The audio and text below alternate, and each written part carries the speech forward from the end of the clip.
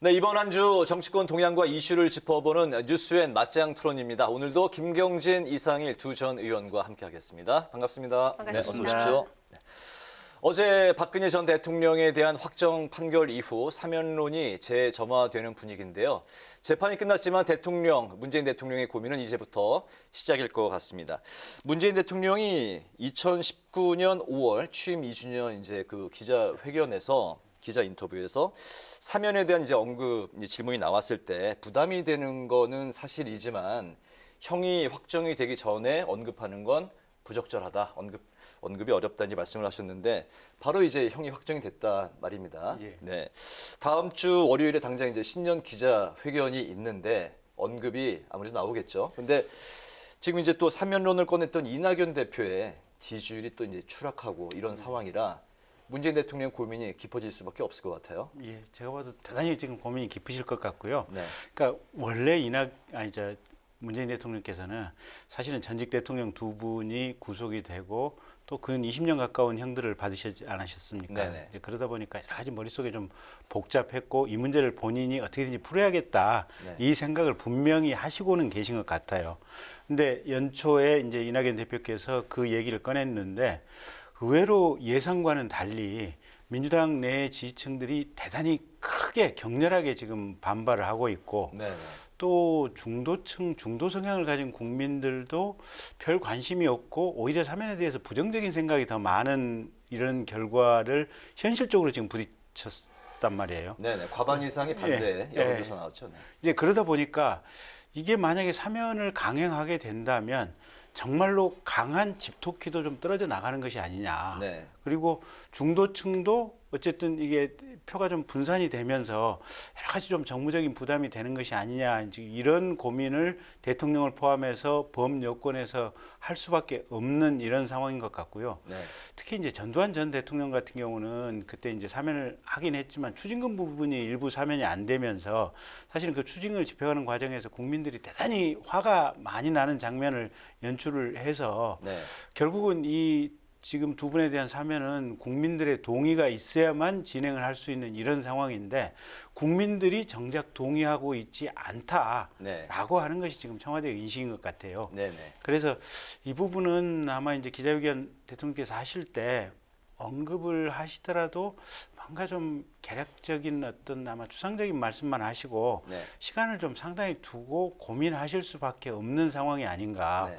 그리고 특히 이명박 대통령이나 또 박근혜 대통령의 어떤 구체적인 사과의 메시지가 나와야만 네. 그래야 문 대통령이 다음 단계를 뭔가 뛸 수 있는 근거가 되지 않을까. 근데 지금 상황에서는 그러기가 대단히 어려운 구조여서 아마 쉽지 않은 상황이 아닌가 싶습니다. 사면을 하게 되면 벌금 부분은 어떻게 되는 겁니까? 벌금 부분도 사면을 같이 할 수가 있죠. 근데 벌금 부분은 또 분리해서 사면을 안 할 수도 있고요. 네. 그래서 그건 이제 역시 대통령의 결단인데 지난번에 전두환 대통령 할 때는 추징금 부분만 이렇게 띄어서 사면을 안 했었거든요. 네네. 그러니까 이번에도 사실은 추징금 부분만 띄어서 사면을 안 할 수도 있죠. 벌금을 납부 안 하면 네. 그거는 교도소에서 있어야 되지만 추징은 이게 사면을 안 한다고 하더라도 그건 교도소에서 나올 수가 있거든요. 사면을 한다고 해서 또 벌금은 또 따로 추징할 수 있는 거군요. 예. 알겠습니다. 네, 이상일 의원님. 예, 문재인 대통령이 결심하면 될 일이다. 저는 이런 생각합니다. 고민이야 되겠지만 사실은 지도자가 뭡니까? 국민 여론을 이제 와서 이야기를 하는데 네. 그렇다면 국민 여론에 맞게 그동안 국정 운영을 해왔습니까? 조국 전 법무부 장관 경질하라는 여론 많았을 때 그 여론에 따랐습니까? 부동산 정책 수정하라고 했을 때 따랐습니까? 지도자가 자기가 판단을 해서 결단을 하고 네. 국민들께 설명을 해서 그 여론을 이끌어 나가는 게 지도자의 모습이라고 생각을 합니다. 게다가 이명박 박근혜 전 대통령의 반성과 사과를 전제로 한다는 건 그걸 마냥 기다린다면 그걸 사면할 일이 없을 겁니다. 그분들은 억울하게 정치보복을 당했다고 생각을 하는 분들이 반성과 사과를 하겠습니까? 그렇다면 문재인 대통령이 본인이 오로지 본인의 고독한 결단을 해야 되는 이런 순간이 다가오고 있다. 다음 주 월요일 기자들이 아마 집요하게 물을 것 같아요. 네. 그럴 때 문재인 대통령의 모습이 국민에게 어떻게 각인될까도 생각을 해보셔야 돼요. 그동안 문재인 대통령은 본인이 빚을 낼 수 있는 자리는 여러 가지 생색을 낼 수 있는 자리에서는 많은 이야기를 합니다. 그러나 곤란한 거는 거의 이야기를 안 했어요. 그런 모습이 또 재현이 된다면 네. 국민들은 많은 실망을 할 거다. 그래서 이번에 문재인 대통령이 지도자다운 면모를 보여주는 거, 저는 그게 필요하다고 생각을 하고, 이 말씀 하나 더 드리겠습니다. 제럴드 포드 미국의 대통령 지낸 분이 있죠. 돌아가셨지만 리처드 닉슨 행정부에서 닉슨 대통령이 하야를 하고, 그러니까 닉슨 대통령 오터게이트 사건과 관련해서 사실은 탄핵 당할까 봐 하야를 한 거거든요. 하야를 하고 대통령 승계를 포드 부통령이 했어요. 네. 승계하자마자 바로 닉슨 사면을 합니다. 그래서 미국의 국민들이 도저히 받아들일 수가 없다고 굉장히 비판을 했어요. 그것 때문에 대선에서 포드 대통령이 이제 떨어져요.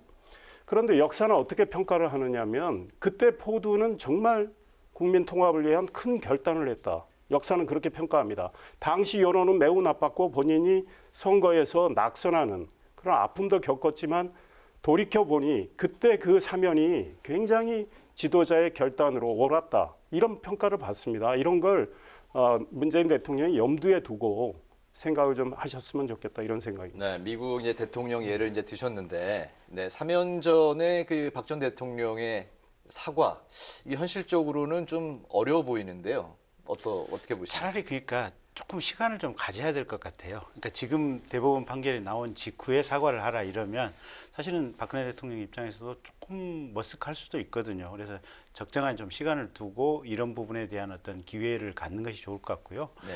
이게 이제 그런 것 같아요. 국민들 입장에서는 아니 재판 내용을 보면 이명박 전 대통령 같은 경우는 가령 특정인을 가지고 특정 자리에 금융기관의 수장의 자리에 앉혀준다 그래서 돈을 뭐 십몇억 받고 네. 또 삼성그룹으로부터 뭘 해준다고 해가지고 그냥 변호사비 몇십억을 지금 대납을 받고 사실은 이게 말이 그렇지 이건 파렴치범이거든요 보면 박근혜 대통령님 같은 경우는 이제 자기가 자기 주머니로 안 썼다라고 하는 건데 사실은 1심 재판 과정에서 나왔던 내용들은 뭐냐면 자기 주변에 있는 누구를 챙겨주기 위해서 재벌 회장들 따로 이렇게 만나서 독대를 하지 않습니까 보면 네네.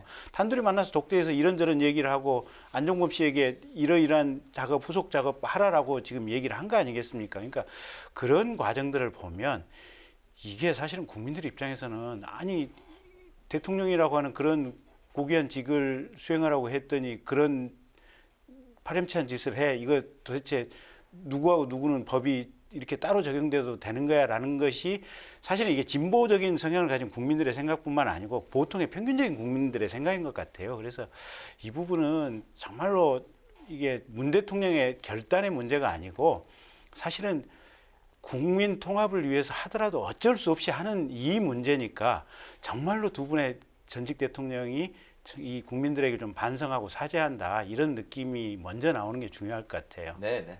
제가 짧게 한 말씀만 드리면 그 두 분의 전직 대통령은 본인들이 정치보복을 지금 당하고 있다고 생각하시고 한 분은 지금 3년 10개월 동안 영화의 몸이 돼 있고 이명박 전 대통령의 경우도 이제 1년 한 8, 9개월 지금 구치소에 있는데 그분들이 사면해달라고 이야기하지 않지 않습니까? 사면해달라고 구걸하지 않고 있어요. 그러면 판단은 이제 공이 대통령에게 문 대통령에게 넘어간 거거든요. 문 대통령이 본인이 판단하시면 될 일이라고 저는 생각을 해요. 그래서 무슨 그 사면을 하는데 조건을 달고 뭐 하는 것도 구차해 보여요. 그리고 대통령이 나는 사면 싫다 하면 그냥 사면 안 하고 가는 거죠. 그와 관련돼서 많은 앞으로 국민들의 어떤 여론이 조성이 되고 혹시 정치적으로도 선거 때 그와 관련한 어떤 국민들의 판단이 나올 수도 있어요. 그거에 대한 것은 온전히 현 대통령의 몫이다.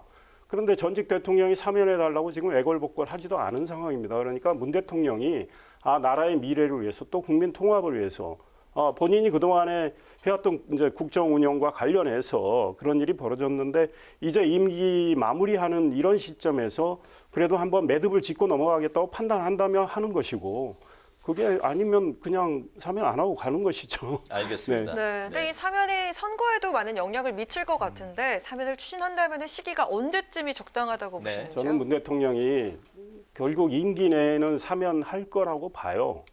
그런데 자꾸 선거를 앞두고 이거를 정무적 판단이라는 이름 하에 자꾸 정치적으로 셈법을 하니까 복잡해진다. 사실 지금 박근혜 전 대통령에 대한 이제 대법의 판단이 지난 14일 나왔기 때문에 언제든 문재인 대통령이 결심을 하면 사면할 수 있는 거라고 봅니다. 네. 그래서 저는 이왕이면 문 대통령이 매듭을 짓고 가신다는 마음이 네. 그 한켠에 자리 잡고 있다면 빠를수록 좋지 않을까 이런 생각이 듭니다. 그래서 문 대통령도 그 사면을 통해서 국민들한테 많은 메시지를 줄 수가 있어요.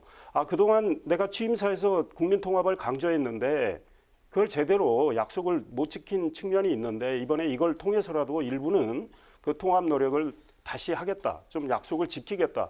그리고 뭐 앞으로 국정 운영 방향은 좀 더 통합적으로 가고 여야 간의 협치를 좀 더 완성하는 이런 노력을 하겠다. 이런 메시지를 줄 수 있는 거거든요. 네네. 그러니까 이거는 오로지 문재인 대통령의 몫이다 이런 생각이 네. 듭니다. 임기 내 사면을 예상하셨는데요. 저는 과거에 그 김영삼, 김대중 당선자 그 두 분이 했던 모델이 제일 적합한 것이 아닌가 싶어요.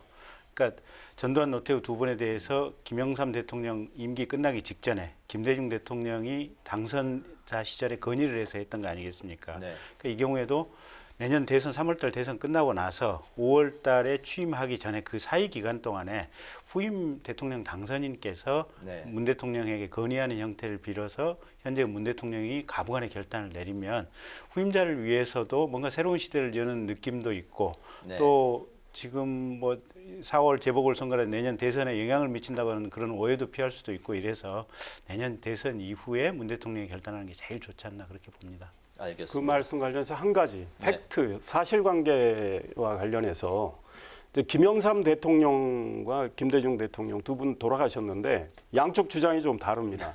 그러니까 김영삼 대통령은 내가 주도해서 사실 사면을 사면한 했다. 거다. 네. 그러나 마침 또 김대중 당선인이 건의도 있었고 해서 그걸 반영해서 한 거라고 했고 네. 김대중 대통령은 본인이 건의해서 한 거다 이런 서로 논란이 좀 있습니다. 알겠습니다. 네. 네. 일각에서는 이제 두 전직 대통령 분리 또 선별 사면론도 이제 나오고 있는데 아까 말씀하셨듯이 뭐 개인적 착복이 없었고 또 뇌물을 또 이제 받은 그런 차이가 있다고 말씀하셨는데 네. 그렇다면은 뭐 좀 선별 사면론에 힘을 실는 글쎄요, 건가요? 그러니까 사건만 가지고 본다면 이게 범죄 이제 죄질이라고 그러죠. 어떤 죄의 질만 가지고 보면 이명박 전 대통령이 훨씬 나빠요 보면. 그리고 박근혜 전 대통령 같은 경우 그래도 상대적으로 좀 낫고 그런 측면이 있어서 네. 이제 선별 사면 얘기가 그래서 나오는 것 같은데 사실은 그러기는 현실에 있어서는 쉽지는 않은 것 같아요. 네네. 그래서 그냥 시점만 적절한 시점을 이제 내년 제 생각에는 내년 대선 이후로 해서 대통령께서 가부간의 결단을 내리시면 될 것 같아요. 네, 내년 대선 이후. 네. 예, 그 김영삼 대통령이 물러나기 전에 전두환, 노태우 두 분에 대해서 사면을 한 경우를 보면 우리 국민들 아시잖아요. 죄질을 따진다면 전두환 전 대통령이 훨씬 나쁘죠. 그런데 동시 사면을 했고 그분들한테 뭐 사죄 반성 전제를 달고 한 것도 아닙니다. 현직 대통령 판단에 따라서 한 거거든요. 그런데 지금 이명박 대통령 죄질이 좀 더 나쁘니 나중에 한다. 그러면 현 정권은 정치보복을 정말 집요하게 하는구나 이런 오해를 받을 가능성이 커요. 왜냐하면 이명박 대통령 시절에 노무현 전 대통령이 돌아가셨으니까. 그래서 이명박 대통령에 대한 감정이 아주 나쁘다는 건 우리 국민들도 다 짐작을 하고 언론도 그렇게 많이 쓰지 않습니까? 그런 가운데서 박근혜 전 대통령 먼저 하고 나중에 이명박 전 대통령 한다. 그럴 때 이 정권, 특히 문재인 대통령이 얼마나 옹졸해 보이겠습니까? 그러니까 사면을 한다면 두 분을 동시에 하는 게 맞겠죠. 네. 네네. 이제 빠르게 다음 주제로 넘어가 보도록 하겠습니다. 이낙연 대표가 이익공유제 이야기를 꺼냈는데요. 이를 놓고서 경제계와 야권은요 사실상 증세를 하면서 반발하고 있고 네. 민주당 내에서도 찬반 의견이 분분합니다. 먼저 김 의원님 생각 어떻습니까? 저는 이낙연 대표가 적절한 시점에 아주 적절한 의제를 꺼냈다 이렇게 생각을 하는데요. 네. 사실은 코로나 이전에도 우리 사회가 이제 급격하게 자동화, 인공지능과 로봇 하면서 고용이 여기저기 많이 줄어들고 있는 그런 흐름 속에 있었지 않습니까? 근데 이제 코로나가 시작이 되고 나서 엊그제 대통령께서 얘기하신 대로 지금 대한민국이 K자 양극화를 가고 있거든요. 네. 네. 그래서 한 20% 정도는 정말로 잘 되고 있고 돈도 잘 벌리지만 나머지 80%는 완벽하게 지금 이렇게 힘들고 나락으로 떨어지고 있는 이 상황인데 우리가 과거 역사를 가지고 보면 중산층이라든지 보통의 시민들이 경제적으로 몰락하고 경제적인 기반을 잃게 되면 그 사회 전체가 궁극에 있어서는 다 몰락하게 됩니다. 그러니까 승승장구하는 20%가 소비를 할 만한 국민들의 이렇게 폭넓게 존재하지 않으면 네. 그 물건이나 서비스를 누구한테 팔겠습니까?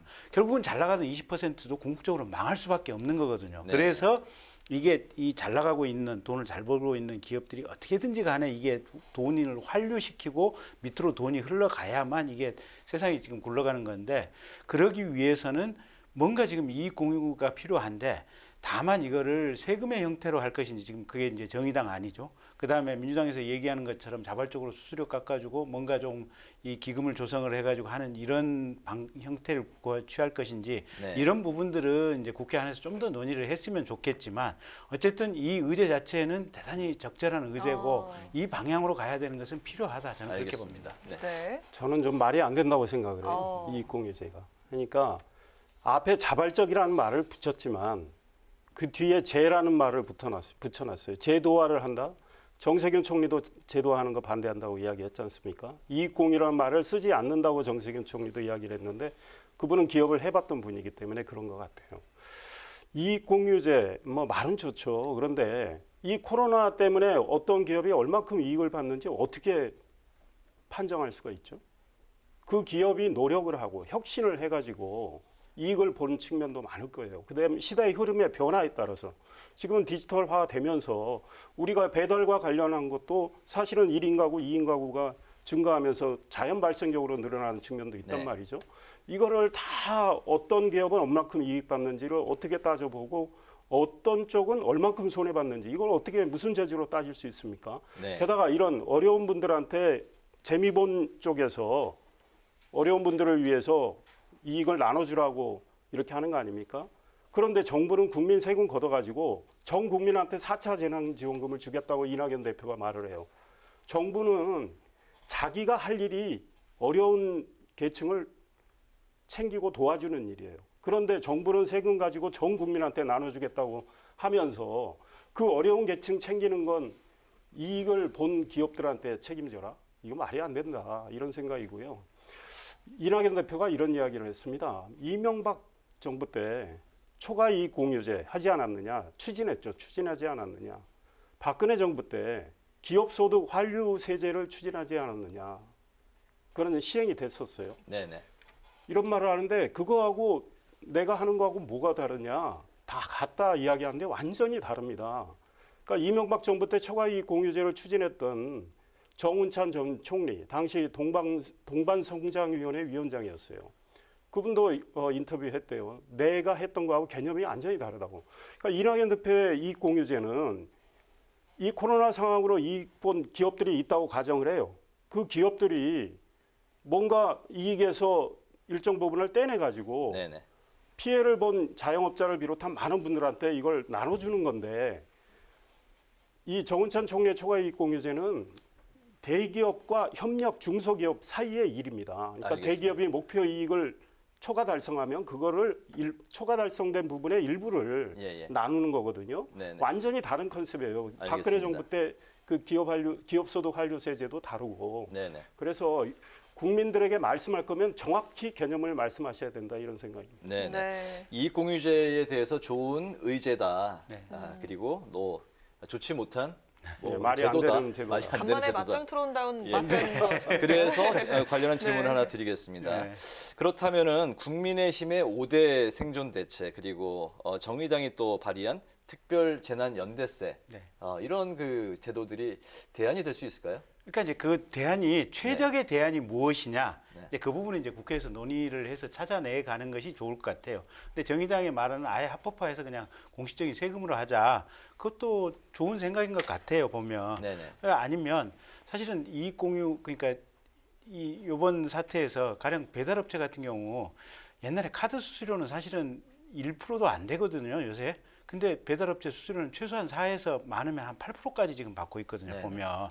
그래서 이런 상황들이기 때문에 이 수수료 조정하는 부분이라든지 또는 이 잘 나가는 요번에 돈 많이 벌었던 기업들이 일부 있거든요. 거기다 이제 고용과 관련된 무슨 적절한 임무를 맡긴다든지 예. 그런 부분들은 국회에서 좀 세부적으로 논의해서 좋은 방안을 찾아내면 된다. 네. 저는 그 생각입니다. 알겠습니다. 네. 뭐 다음 예, 질문으로 예. 넘어갈까요? 제가 한 말씀만 예, 드리면 예, 말씀하시죠. 예컨대 삼성전자는 이 이익을 많이 내고 있지 않습니까? 그 이익 많이 남는 부분을 협력 업체들한테 지금 나눠주는 이익 배분제를 하고 있어요.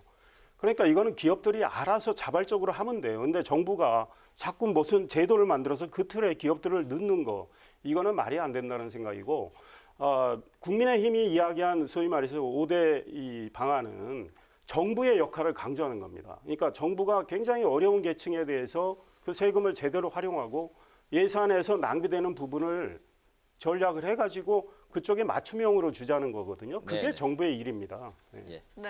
알겠습니다. 다음 주는 넘어가서요. 보궐선거를 앞두고 각 후보들이 가장 공을 들이는 정책이 역시 부동산인 것 같은데요.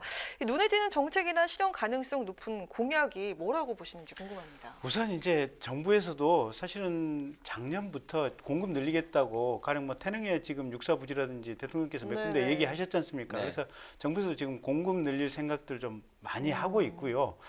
또 한 가지는 이렇게 젊은 사람들이 지금 이제 이렇게 집을 간절하게 원하지 않습니까? 그래서 젊은 세대 또 신혼부부들을 위한 어떤 주택 공급책들 여러 가지로 지금 다양하게 마련하고 있거든요. 네네. 네, 다만 그 너무 젊은이들이 공포에 지쳐서 지금 못 사면 나중에 영구히 못 산다 이 생각 때문에 모든 사람들이 사실은 이렇게 들어와서 가수요가 좀 폭발되는 측면들이 있는 것 같아요. 그래서 그런 젊은이들의 가수요라든지 이런 부분들, 그다음에 부동산 관련해서 지금 대출이 완전히 꽉 채워져 있고, 그다음에 세금이 조금 세게 나가지 않습니까? 네. 그런 부분들은 약간 좀 조정해야 될 필요성이 있지 않나 저는 그렇게 봅니다.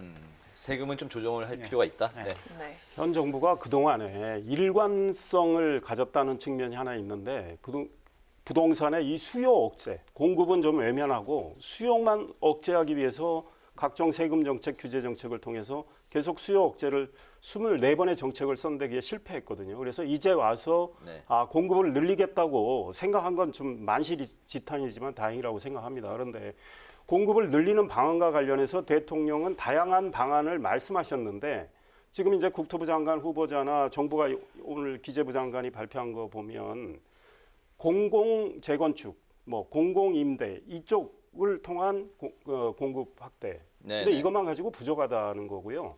우리 국민들이 원하는 건 정말 원하는 곳에서 원하는 집을 사고 싶은 거 아니겠습니까? 또 거기서 전월세 살고 싶은 건데 그렇게 하려면 결국은 민간의 영역을 인정을 해야 돼요. 그러니까 민간이 재개발, 재건축을 할 수 있게끔 해줘야 됩니다. 그걸 통해서 만약에 소위 불로소득이 생긴다, 네. 초과이익이 생긴다. 그거는 적절한 선에서 환수하는 노력을 하면 되는 거거든요.